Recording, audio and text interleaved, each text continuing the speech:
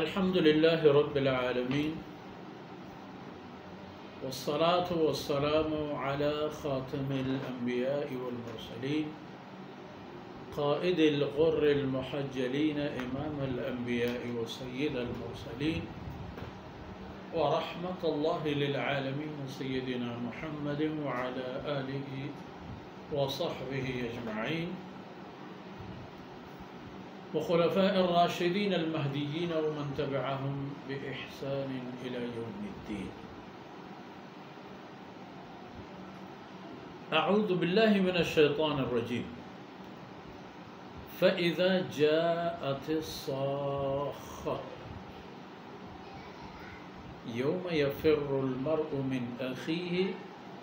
وأمه وأبيه وصاحبته وبنيه لكل امرئ منهم يومئذ شأن يغنيه. سبحانك لا علم لنا إلا ما علمتنا إنك أنت العليم الحكيم. رب اشرح لي صدري ويسر لي أمري واحلل عقدة من لساني يفقهوا قولي واجعل لي وزيرا من أهلي رب زدني علما وارزقني فهما. ثم أما بعد. گرامی قدر بھائیوں، بہنوں اور پیارے بچوں، آپ نے دیکھا کہ انسان اپنے وسائل سمیت، بود و باش کے ذرائع سمیت، وسائل زندگی سمیت ان سب کا حال احوال ہوا، سب کا تذکرہ آیا. اب فرمایا یہ چلتا رہے گا، یہ متاعا لکم ولانعامکم، ایک مدت تک یہ آپ کی اور آپ کی حیوانات کے لیے وسائل زندگی ہیں، قیمتی وسائل ہیں. لیکن کیا ہوگا؟ بات یہاں پر نہیں رکے گی. مسئلہ یا مسائل وہ ہیں جو اب تک آئے نہیں ہیں، ان کے لیے اپنے آپ کو سنبھالو. اب جس دن کے حوالے پر ہمیں ترغیب ملتی ہے وہ غور طلب بات ہے کہ اتنی صداقت اور وضاحت کے ساتھ آنے والے اس دن کی تباہ کن صورتحال ہمارے سامنے ایک نقشہ کے طور پر کھینچا جا رہا ہے. فَإِذَا جَاءَتِ الصَّاخَّةُ، جب وہ آواز آ جائے کہ اس کی شدت سے کان کے پردے پھٹ جائیں، یعنی اتنی شدید قسم کی آواز ہو کہ جس سے انسانی قوت سماعت ہی سرے سے ختم ہو جائے. جب وہ دن آ جائے، کیونکہ اس دن کو آنا ہے، یہی تو انسان کا سب سے بڑا مسئلہ اور سب سے بڑی مصیبت ہے. بیماریوں سے تو ڈرتا ہے، لیکن اسے اس بات کا احساس نہیں ہے کہ جب وہ مرحلہ آئے کہ ہمارے سارے رشتے ناطے ہمارے آنکھوں کے سامنے اتنے بے وقعت بن جائیں، بے حیثیت بن جائیں کہ ہم میں سے ہر ایک صرف اپنی جان کا سوچے، پھر کیا عالم ہوگا؟ تو فرمایا اس دن میں پھر یہ بات ہوگی، اس دن کا نظارہ یہ ہوگا، یفر المرء من اخیہ، آدمی اپنے بھائی سے بھاگ جاتا ہے، راہ فرار اختیار کرتا ہے. یہاں دنیا میں اللہ رب العزت نے اس بندن کو کتنی محکمیت دی ہے، کتنا استحکام ہے اس بندن میں کہ آدمی کو اپنے برادری کا خیال ہوتا ہے، اپنے بھائیوں کا خیال ہوتا ہے، بانجوں بتیجوں کا خیال ہوتا ہے، وہاں کیا بات؟ یفر المرء من اخیہ، آدمی اپنے بھائی سے اپنے آپ کو چھپا دیتا ہے، بھاگ کر چھپ جاتا ہے۔ وہ امہ، وہ بھائی تو دور کی بات ہے،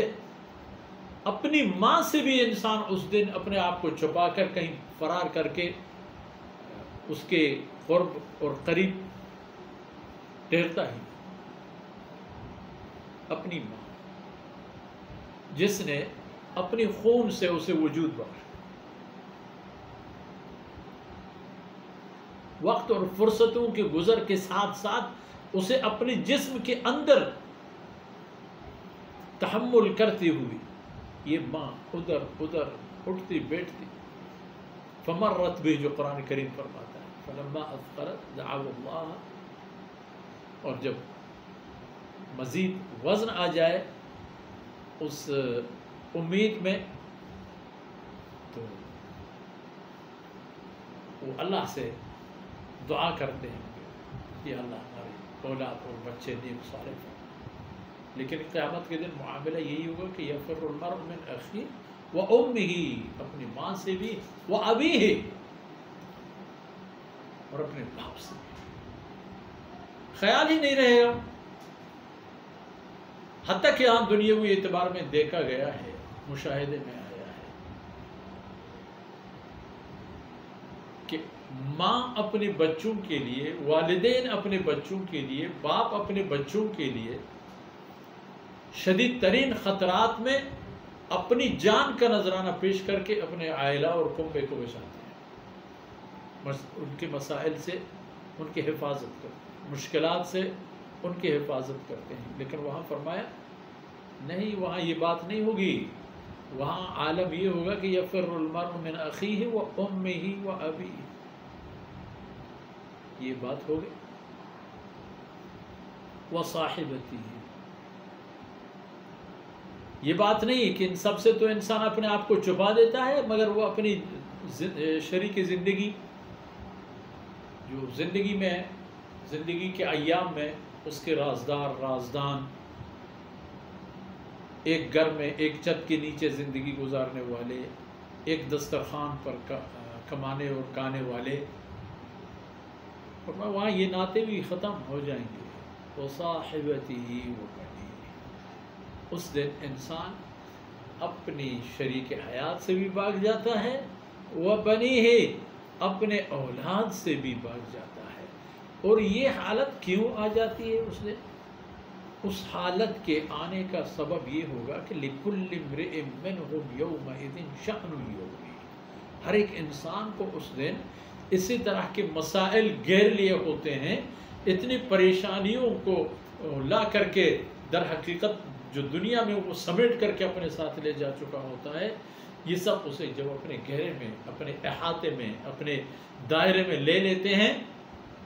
تو اسے اندازہ ہوتا ہے کہ وہ کیا کھو چکا ہے، کیا پا چکا ہے۔ لِكُلِّ امْرِئٍ مِّنْهُمْ يَوْمَئِذٍ شَأْنٌ يُغْنِيهِ، اس کی حالت یہی ہوگی کہ وہ اپنے ذات تک بھی پورا نہیں ہو سکے گا، وہ اپنے گناہوں کا بوجھ نہیں اٹھا سکے گا، تو ماں باپ بچے اولاد کی کہاں بات آئے گی، ان کی نوبت کیسے اور کہاں سے آئے گی۔ اس لیے یہ باتیں جب ہو گئی تو یہ دیکھ لینا کہ یہ مراحل بھی آنے والے ہیں خطرناک قسم کے، ان مراحل کے لیے آپ کی تیاری کی جگہ یہی دنیاوی زندگی کے 4 دن ہیں، لمحات ہیں، ان لمحات کی قدردان بنو، ان کی قیمت جان کر کے ان کو قیمتی بنا دو، تاکہ اپنی آخرت سے متعلق جو ذمہ داریاں ہیں ان سے بے خبری نہ ہو۔ اللہ رب العزت ہم سے راضی ہو جائے، کمی کوتاہیوں سے اللہ رب العزت درگزر فرمائے، اور صراط مستقیم پر ہم آپ سب کو ثابت قدم فرمائے۔ وصلی اللہ علی نبینا محمد وعلی آلہ وصحبہ اجمعین۔